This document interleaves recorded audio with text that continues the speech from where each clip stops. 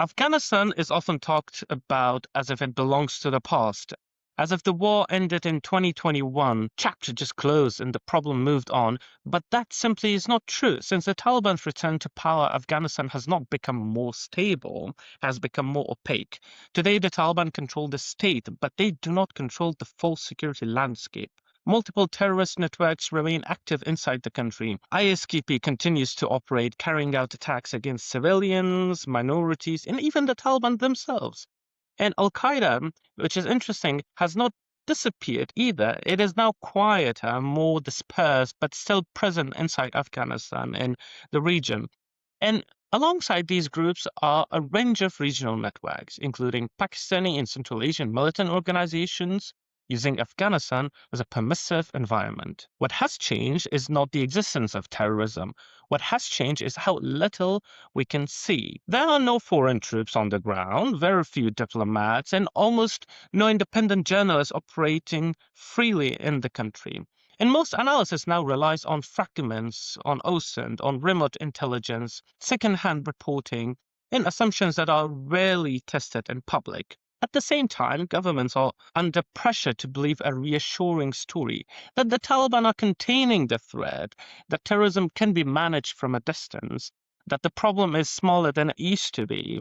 This series exists to challenge that comfort. This is Afghanistan in Review, and today I'm joined by Graham Aikin.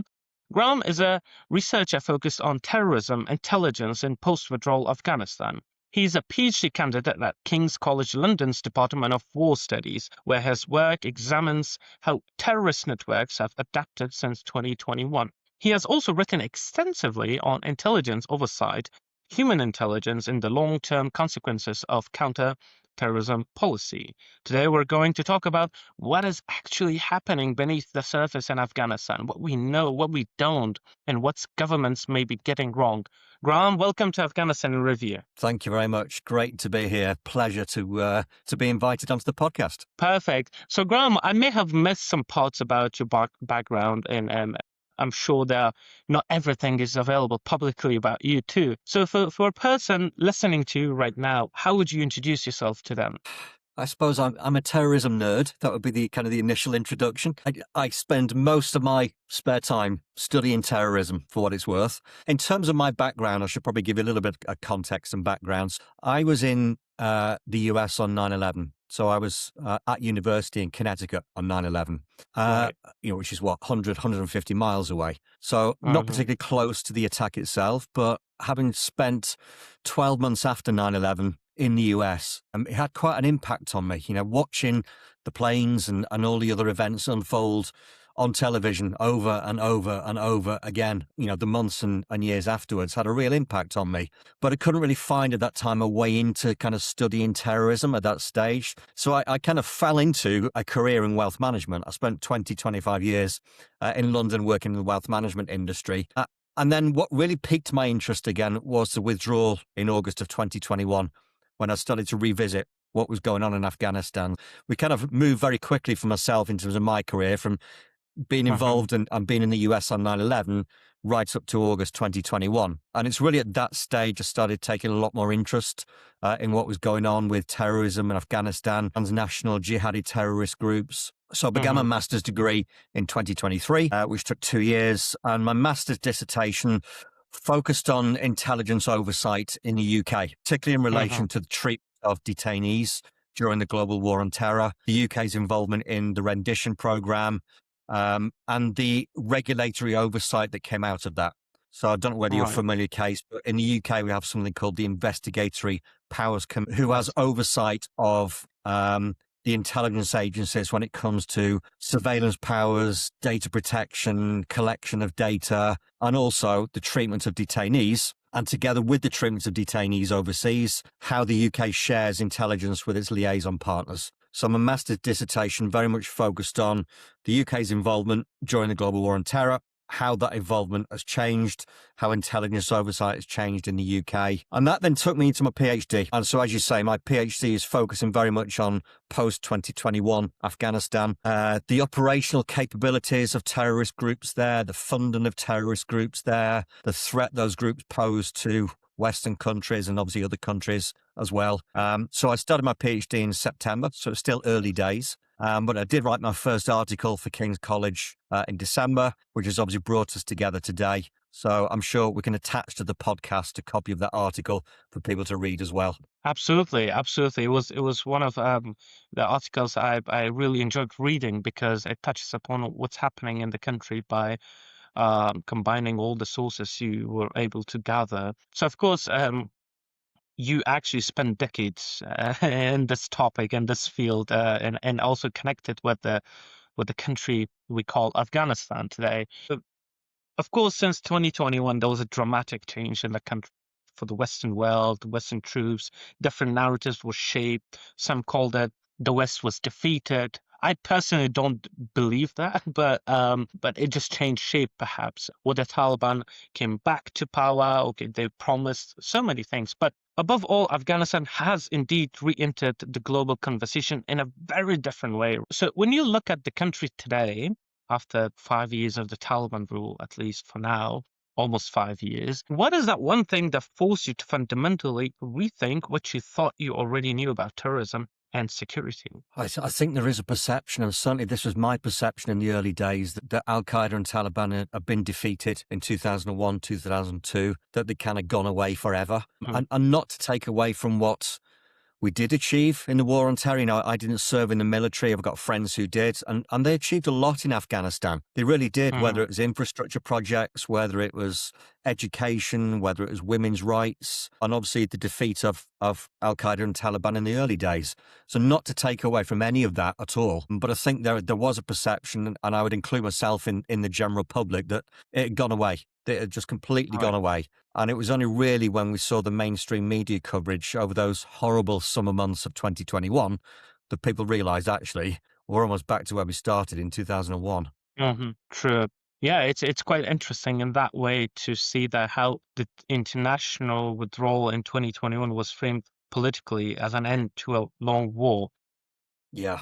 But strategically, it also marked a sharp rupture, right, among Western allies. And I believe that during those times and at the UK House of Commons, they still were arguing that, okay, even if the US left, we could have stayed, right? We could have stayed. We could have maintained a few hundred troops at least there, because that all it was needed. The Afghan troops, all they needed was intelligence and power. That was it. But I think it's more complex because we have stories from within the government of Afghanistan, stories from different allies in Western world, but also the deal that was done in Doha, and Taliban were supposed to come and take power, and how that actually changed overall, which is constantly a debate and among Afghan politicians as well. Like some say it was a good way that Ashraf Ghani fled the country because he actually made the US and the Western world fail their plans of trying to come with the Taliban as a government. But also some argue that no, he actually fled and just messed up the whole process and made it worse for people and the country. Apart from Yeah, that, and I think. Yeah. Sorry, I was just going to say, I think the withdrawal came as a huge surprise to people who weren't following the situation closely. But to those of us that were, it was not a surprise at all.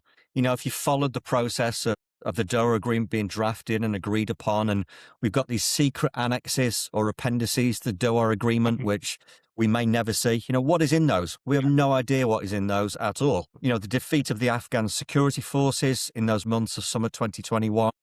There's a whole kind of amalgamation or conglomeration of things that kind of accumulated in what happened in August 2021. So, yeah, no surprises really. If you're asking me what could we have done differently, I honestly don't know the answer.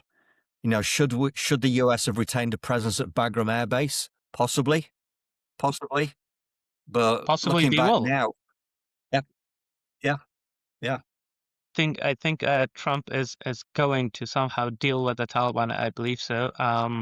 But it's quite today's politics is quite shaky, and we don't know. It's so confusing as well what's going to happen. And I guess Trump is the guy that makes things possible that nobody would thought would be possible, Yeah, apart from political, diplomatic ways of saying things. He just does what nobody thinks would happen. right, right. On Yeah, a daily basis, it's his kind of his daily whim. Yeah. I think one of the exactly. things that has surprised me, just going back to your initial question, coming into my PhD and focusing on Afghanistan and spending most of my time online doing research, is how few people, particularly in academia, are focusing on Afghanistan post Hmm. 2021. I Right. could probably name perhaps one or two of the people apart from myself. Hmm. There's people, journalists, commentators, but certainly in academia, there's very little focus on it at all. Yeah. I think the other part of it is, and this goes to your introduction in terms of the intelligence collection aspect of Afghanistan. There is Right. this perception, and I think it's a fair perception, that there is no HUMINT coming out of Afghanistan. And that isn't the case Hmm. at all. It is. It just may not be coming into the UK or US intelligence agencies. But, our Right. liaison partners, they are doing HUMINT in Afghanistan. And there are Hmm. some great reports out there, to take two or three, the cigar reports, the special, I can never get it right, Special Inspector General for Afghanistan Reconstruction. They produce some fantastic reports. Every quarter for the Right. last 20 years, they produce reports. Now, Trump, in his wisdom, has kind of ended that program. Their last report was in Yeah. December. So we're not going to see any more reports from Cigar. US Department of Defense Inspector General, they produce, yeah, Right. that appears. Yeah. Cigar and the Right. point Right. is, Hmm. it's, Right. Yeah, and I believe the access that they they were back then is not there, but now, of course, you touched upon the aspect of, okay, through your liaisons or other intermediary countries. I heard Jordanians are doing some good stuff there as well on that regard. I read it somewhere. But going back to this narrative of defeat, right? Because for more than 2 decades, governments was speaking about how degrading, dismantling, and defeating terrorist groups in Afghanistan and also beyond in the region, which I think to some degree was true because it was hard for them to regroup that easily. But at the same time, at the end after 2021, you see the language changes completely, and then the use of defeat remains so attractive to decision makers, right? To say, okay, we have defeated, but then after that, it changed completely. Oh, we got defeated, right? Even the evidence constantly shows that these groups, of course, they survive, mutate, and relocate rather than to just disappear. So, from your observation, let's say, because touching upon on your latest article, how Al Qaeda played its role in like appearing again and how it mutated itself into a different form and shape. right. Yeah. I mean, there is a knowledge gap definitely about how that occurred. The people I've spoken to, and I didn't include this in my article because I was unsure about sourcing and verification and that kind of thing, but there is a sense that there was around 2014, 2015, when the Hmm. ISAF forces withdrew from Afghanistan, which I think was 2014, wasn't it? That's when Al Right. Qaeda really started to kind of have a resurgence. But it was only in that withdrawal period in 2021 when people actually realized what was going on. So they almost had Mm, 5 or 6 years between 14 and 21 when nobody was looking at Al Qaeda. It yeah. was like, okay, ISAF has gone, Western forces have gone, and they were there kind of rebuilding and resurging in Afghanistan. So, yeah, I think ISAF withdrawal has got a lot to answer for as well. It wasn't just about Yeah. 2021 withdrawal. Right. Right. Yeah. Yeah. Definitely. I think from I used to live back then in Afghanistan in 2014, and that was a chaotic moment, I would say, because suddenly people felt that, oh, the Taliban would come back in 2014. That's what was the perception of local Afghans. Taliban will come back. Okay, well, the US is going away, and then, okay, Afghan forces might not fight, or somehow something will happen. People had that idea that Taliban will come, but they didn't know like when exactly. Also, a lot of people were leaving the country in 2014. That's when it started. A lot of artists in Afghanistan, a lot of people who were part of these newly democratic Afghanistan or younger groups that were emerging, they were just leaving one by one. And we also suddenly saw an increase in violence towards all these groups. Back then, it was more targets were more military, but then targets kind of become civilian infrastructure as well. Artistic force, people who are working in democratic institutions, they'll also become part of the target. I think there was, in terms of markers in the ground, I think the killing of Yeah, bin Laden was another one. Again, the right. mainstream media said, bin Laden is dead. We can all rejoice now, and it's the end of the global war on terror, Mm-mm. which took Yeah, another 10 years to resolve itself. Definitely, definitely. I mean, the assassination of Ayman al-Zawahiri was another, I think, a blow to the idea of, no, look, he exactly was living in the very lavish area of Kabul, Shirpur, which was also built by foreign aid money, Yeah. which was somehow recycled through a corruption, and then those buildings appeared, and then he was there. And am I right in saying, I don't know whether you know the answer to this, you probably do, his apartment where he was killed was in the former green zone in Kabul. It was in Yes, the green zone. Yeah. definitely. It was less than a kilometer away from the U.S. embassy. Right. Right. It's incredible. Exactly. And we actually, back then I was working with one of the organizations, we actually geolocated the house where he was assassinated. But I think it was one moment he got out of the home into the balcony, and that's when this Yeah. strike happened. Because they just wanted to have this final, to make sure that happened, which was quite interesting about how the Taliban constantly claimed that, and repeatedly claimed that, okay, they will not allow Afghanistan to be used as a base for international terrorism, which Al Right. Qaeda was part of that deal too, especially the US and other Western allies. They were willing to test or accept that claim, of course. But when you move past those statements and focus on the intelligence reporting, of course, you see patterns of behavior and known affiliations. So, what does that evidence actually suggest, or Sorry, what the evidence from the evidence, yeah, it's currently in Afghanistan suggests, like compared to what the Taliban claim? That they will not allow terrorist in groups terms in. of Al Qaeda's Yes, resurgence. Yeah. yes. So I would encourage readers or listeners to this, if they've not read them already, is to read. Mhm, There's three different UN reports. So there's mhm, let me get this right. There's a half-yearly report yeah, around terrorism groups. There's another half-yearly report specifically around Afghanistan. And then the UN Secretary General, I think, does a quarterly report. So over the yeah, course of a year, we've got 1, 2, 3, 4, 8 different reports coming from the United Nations from Afghanistan. yeah.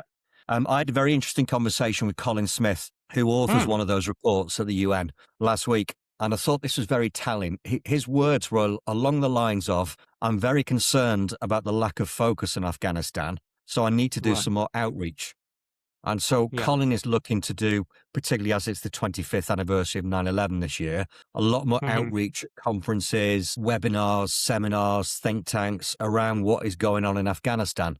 And I yeah, think for somebody like Colin Smith at the UN to say that, who yeah, Colin to me comes, I don't know him that well, but he comes across as somebody who's quite good at understating things. That is a cause for concern. For the head yeah, of sanctions and monitoring at the UN to say people have taken their eye off the ball here, we need to increase awareness of it. That for me is very telling indeed. And like I say, if you read any of those reports, again, I think they understate the number of terrorist groups, or not, sorry, not number of groups, the number of terrorists within the mm, groups, I think are understated compared to some of the other right. figures we see out there. So the threat is absolutely there. And like I say, I would encourage everyone to read those reports because they build a very concerning picture that is probably Um, significantly understated. right. And why do you think so? Oh, why they are understated? Because every other source that I've seen usually adds a zero to the number of fighters that those UN reports talks about. At least 1 0, at least. Mm-hmm, mm-hmm, Now, again, you question the validity of those sources. Can you yeah, verify those sources? I'm not going to start revealing my sources on a podcast, but right. if you compare those numbers to the numbers in the UN reports, they are quite different. I see. Anywhere, training camps, for example, training camps in Afghanistan, the UN has Mm-hmm, said there's at least 10. yeah, A lot of people are saying, there could be anywhere up to 100. yeah, yeah, So that's one example. In terms of number of fighters, it could be anywhere from several hundred in the UN reports to yeah, tens of thousands or even hundreds of thousands. yeah, The use of training camps, Camp Chapman at Coast, that infamous attack in 2009 that killed so many CIA officers, that is now being used as a training camp for terrorists. They're using former right. JSOC facilities as training camps. So, as you start to build a timeline and build a picture of the number of training camps, the number of fighters, the number of terrorist groups, it's an exponential increase, and it's exponentially increased since around 2014. Absolutely. I also see that quite in a different way because Afghanistan in itself as a country, it's quite complex because it's not just about political situation. There's also elements of tribalism. There's also elements of having affiliations with different Islamic sects, different Islamic ideologies, but also mixture of, tribalism in the country. And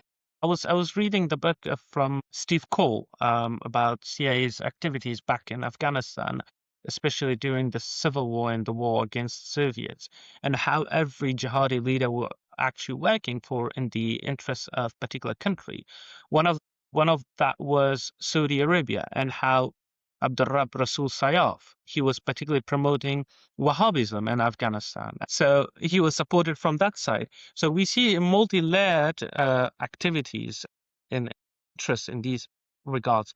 But now we see new terms emerging among the Taliban propaganda accounts, particularly, and a lot of them, people do dismiss them, but they are actually shaping a particular narrative. They're trying to connect with similar ideologies around the world, and that's to do with the term Islamic army. It's no longer Islamic caliphate, I would say, but it's more rather Islamic army. When the HTS, and now, of course, the Syrian government, Ahmad al-Shara, Taliban were doing extensive propaganda for them during their 10 days offensive against Assad forces, which was quite interesting for me in that regard. And even currently, they're doing it against the Kurds.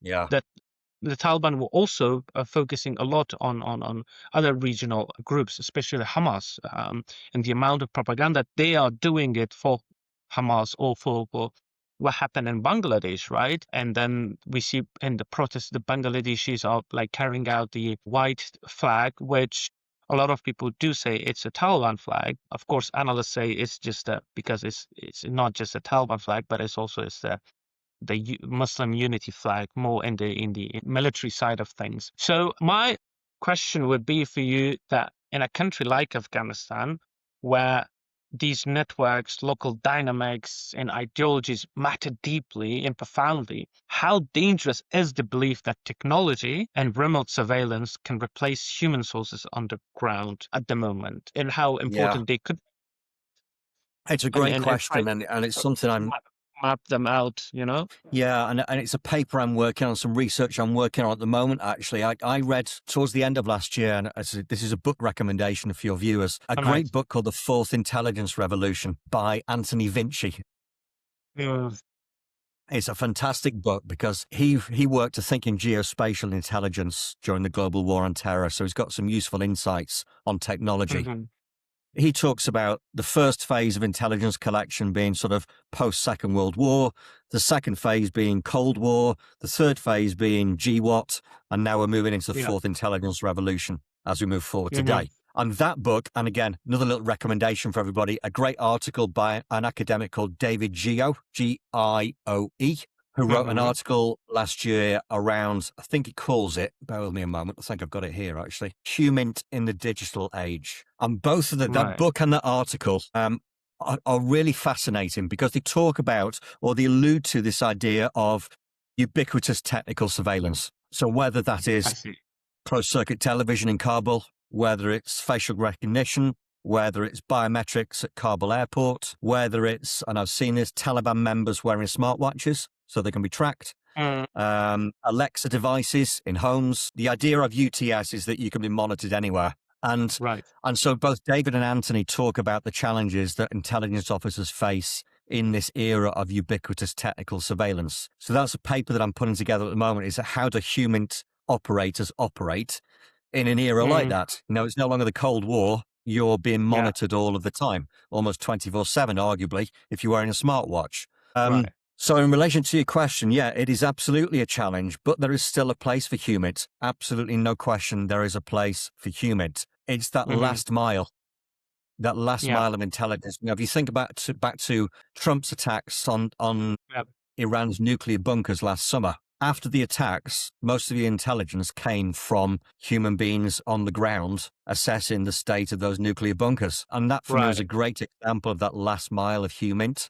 And so we're always going to Yeah. need that. I don't think that's ever gone away. Whether you're collecting intelligence or human intelligence through social media, you're still going to need that human element to it. It's never going to be sufficient to rely on the technology that's out there. Yeah. Yeah. And on that, I guess we can also focus on how to monitor ISKP or ISSK in the country, which I think one of the primary reasons why the Western intelligence agencies are still in touch with the Taliban and constantly sharing information. Of course, mostly that used to happen in Doha, but now I think that there are some other routes they found to share those intelligence operations.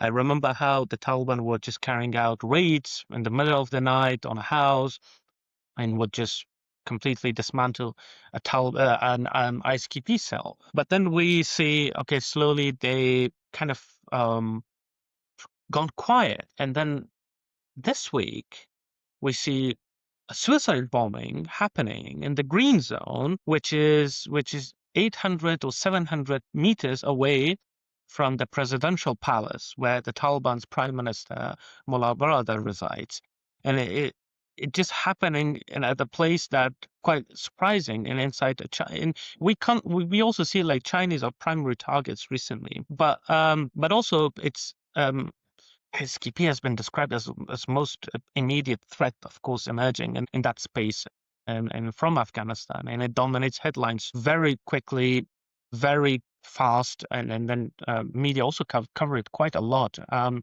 But so is that focus driven primarily by threat assessment, according to you, or does ISKP also fit a narrative that is easier for the governments and for the public to understand? Or there are some other Yeah. elements? Politicians never like to admit defeat, do they? Never. That's just the Mhm. nature of being a politician, I guess. And I think as it relates Right. to Al Qaeda, I think politicians don't even want to say the words Al Qaeda because they just want to assume that they've been dealt with. ISKP is still very topical, and it's never really gone away, has it? You know, one could argue Mm, in terms of the mainstream media, Al Qaeda went away for many years. You know, since yeah. 2014, ISKP has never really gone away. It's always been there. So I think it's kind of a slightly lazy argument from both politicians and media to only refer Mhm. to ISKP. I think I'm right in Right. saying that Taliban claimed the explosion the other day was from a gas canister, which is what they normally Right. do, isn't it? But it didn't take very Yeah. long for that myth to be dispelled. Yeah. I looked at it on X. So one of the propaganda accounts of the Taliban called Afghanistan Defense immediately shared that, saying, "Oh, nothing to worry about. There was a gas canister, the cylinder that it got exploded," and then they put a picture of the kitchen while the gas cylinder is standing intact. And I just like highlighted, look how they using the same narrative of trying to tell the world that we have contained all the threats. Whatever is happening is just a gas explosion Yeah. or just an accident. And this is the same narrative that previous government of Afghanistan also used that towards certain bombings, certain attacks. That was vague, that was not very known, but of course it comes But it, down to trying to say that okay, we maintain security, we don't have any. Absolutely. Yeah, absolutely. And it goes back to the Doha Agreement. Exactly what we're saying Right. about the Doha Agreement. The agreement says that the Taliban would not harbour terrorists. So for Yeah. them to say it was a gas canister or to say every attack by Yeah. SKP or Al Qaeda, oh, it was a gas cylinder, it's an Yeah. easy, lazy argument to appease people, isn't it? Yeah. True, true. But also, there's another element of how the rift between the Taliban, um, different groups, the one from the Kandahar, the one from the Haqqanis are there. Because there was some analysis, and it's hard to sometimes verify, but the uncle of Sirajuddin Haqqani, Khalil Rahman Haqqani, who was then the Taliban's minister for refugees and repatriation, he was assassinated with the suicide bomber killing him in a mosque inside the ministry. Of course, ISKP claimed it. It was people, a lot of analysts from Afghanistan did not believe that. Those who are familiar with the tribal aspects of the Kandaharis, okay, of the Pashtuns of Kandahar and the Duranis, and also the Pashtuns of the east, the Ghiljis, and how the rivalry between them actually caused to isolate Haqqani furthermore, because Khalil Rahman Haqqani was the head of the Haqqani's tribe at that time. And then he was removed from the scene. So a lot of people don't believe that. So how much do you think that some of these attacks could be related into Taliban internal rifts while being portrayed or even claimed by ISKP? I think it's entirely about Taliban internal rifts. I don't have any doubts about that. I've always Mm, got the sense they're very egotistical, the Taliban. They're very right. egotistical and very arrogant. So to me, it seems only natural that it's about internal rifts. And I don't know whether you Hmm. saw it, but there's a very, very in-depth article from the BBC, I think, last week, talking about those Right. internal rifts. Very well sourced. And I think the Yeah. Spectator picked up on a similar piece as well. So I don't have a huge amount of insight on that, but I would encourage people to read those two articles from the BBC and the Spectator, because both of Yeah. those quite clearly state this is about ego, arrogance, and control. Yeah. Yeah. Yeah, yeah, yeah, definitely. And that things shaping in Afghanistan, we barely know how it is being shaped and through which means. But I'm sure there are things happening within the Taliban that, and the reason why BBC posted it, because this wasn't something new. This was something already people talked about it. Of course, many sources in Afghanistan who are familiar with the on the ground things with local Afghans as well. They knew how the internal rifts were happening, but Yeah, BBC yeah, never reported that. This was the first time no. BBC reported. So I think it put some weight there too. I think to digress slightly, one of the things that really concerns me at the moment is what's been happening in Syria the last few days. I just find it Mm, absolutely incredible what has been going on over there. And Trump saying, I think yesterday, the day before, that he dealt with the situation. And yeah. within a few hours, we see 120, I think, 120 ISIS fighters Mm, escape from prison. We don't need 120. We don't need one, but we've now got 120. And where are they going? Who are they speaking to? yeah. And the Taliban seems like an obvious first port of call for many of those Yeah. fighters. So I'm Yeah. very concerned about Syria. Yeah. Definitely, definitely. And some groups also seek attention, right, through high-profile violence, while also others deliberately trying to stay quiet in that space, Yeah. but trying to rebuild, of course, relationships and avoid that scrutiny that comes from the public. But from your research, which of these models do you think pose the greater long-term risk, particularly in a post-withdrawal Afghanistan? Great question. That is a great question. I need to think about that and send you a written answer, I think. So there's kind of a few things going through my mind. I think the first thing to say is, and it goes to kind of, if we've mentioned this a few times over the course of this Yeah, discussion, this sort of denial by Western leaders of what's going on in Afghanistan, yeah, the denial of attacks in the West that clearly on the surface look like a transnational jihadi, but are being framed in yeah. other ways. And that concerns me as well. And I don't know whether you're familiar with this in Germany, but in my hometown in the UK, Southport, there was a terrorist attack last summer by, Right. I was going to say a gentleman, he's not a gentleman, a guy called Axel Rudikabana, who murdered Mm, 3 girls at a Taylor Swift dance class. right. Now, he had ricin in his possession, and he had an Al Qaeda training manual on his PC. Wow. But he was not prosecuted as a terrorist. He was prosecuted just for the 3 murders, because the prosecutor said there was no kind of underlying ideology there. All he was interested in was mass murder.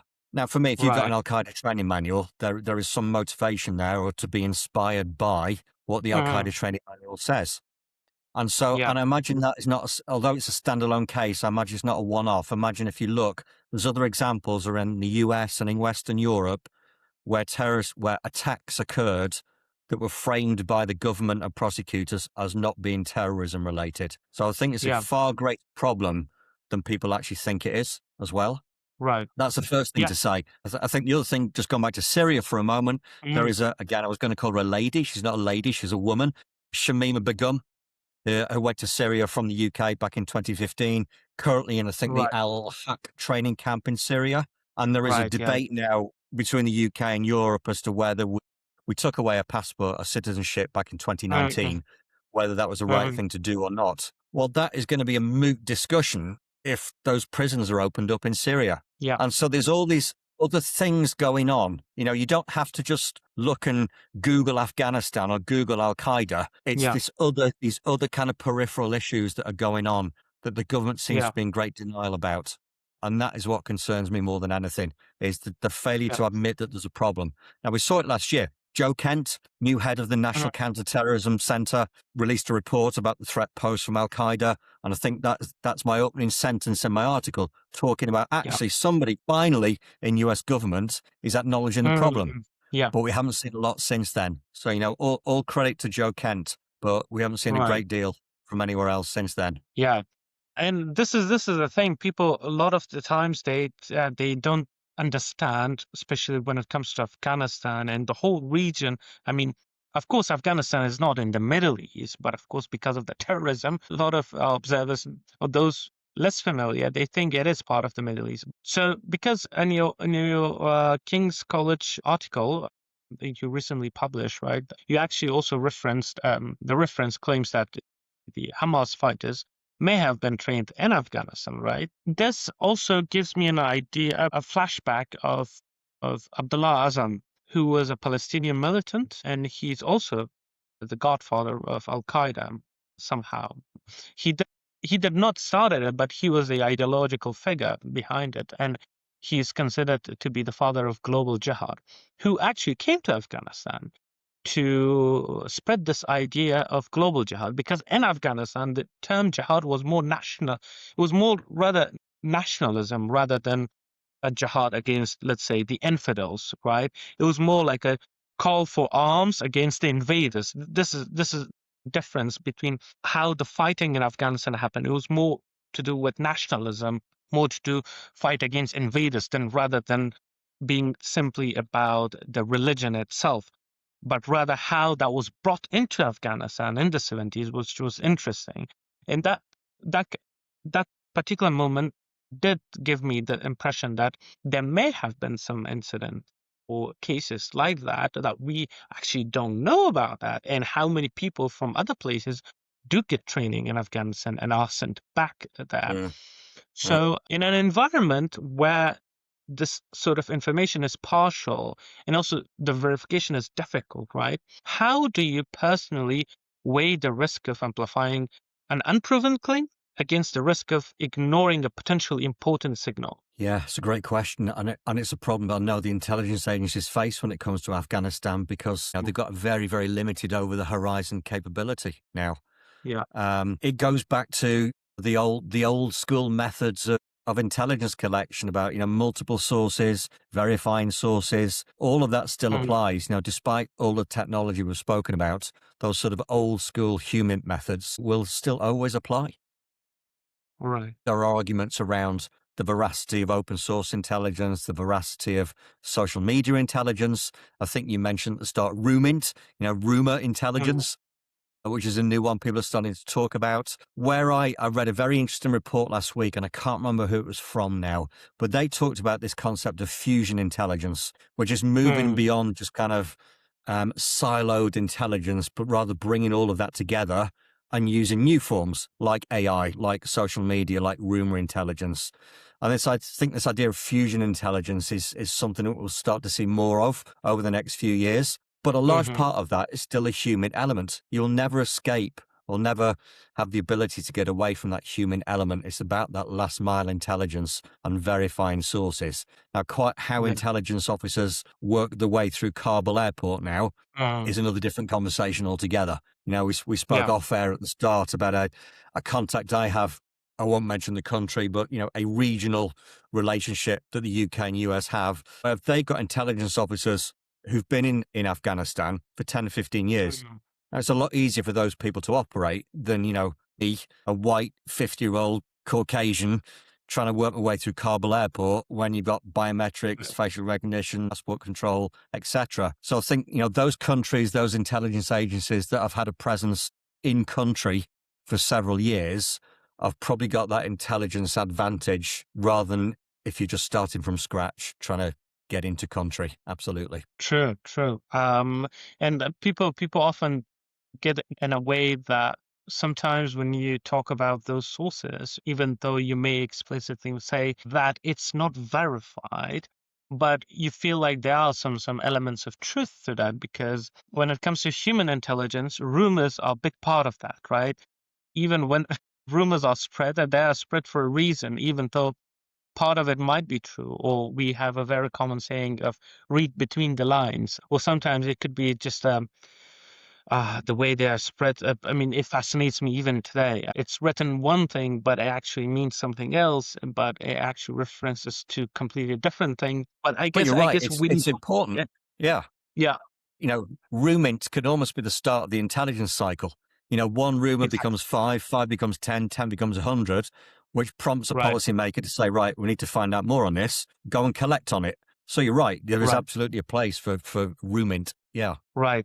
Graham, I mean, this is one of the fascinating conversation I'm having with you. And when it comes to intelligence, I think there's so much to discuss about Afghanistan and so much to understand about the regional implications from how China is involved in equipping the Taliban with, all these technical equipments, technology Yeah. with surveillance cameras, and how Iran, I'm not sure if they're doing it still, but they were providing a lot of propaganda courses for them, how to carry propaganda, narrative shaping, and how Russia is also involved in trying to teach them how to use cyber security and how to infiltrate in those spaces, how to hack things. It's quite fascinating in that way, but it's also very, I mean, it's a big room to explore too, and who else is Yeah. involved. And we recently saw the stuff happening with the gold mines in Badakhshan province and how Chinese were killed, and there was some infiltration to Tajikistan and the gold rush there. And that's what makes it so complex, and that's why Afghanistan is not that simple. It's hard to compare Afghanistan with other countries. Historically Mm, speaking, Afghanistan wasn't a mm. country. It was a buffer zone between the two large rival empires. But then, of course, it turned out to be a country later. As a last question, I would ask you about if you had to confront policymakers with one uncomfortable truth about terrorism in Afghanistan today, what would it be? Why do you think it is still being avoided? I think that this probably goes back to my overriding point in my article, which was the operational capability of terrorist groups now. Right. Yeah, I think the last point in my article was a quotation from a former ambassador or former diplomat.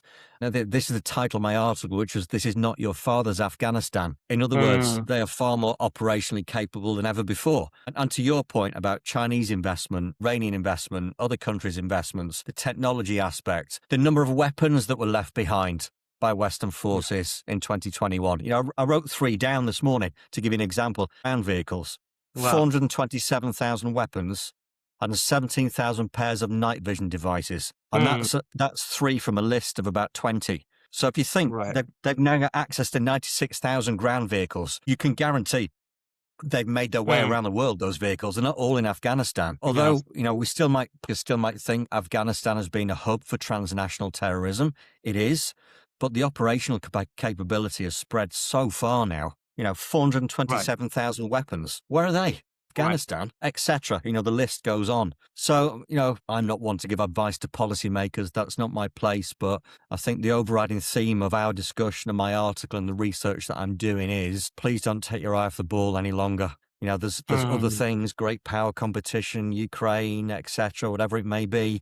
We need to have the capacity to deal with Afghanistan as well. right.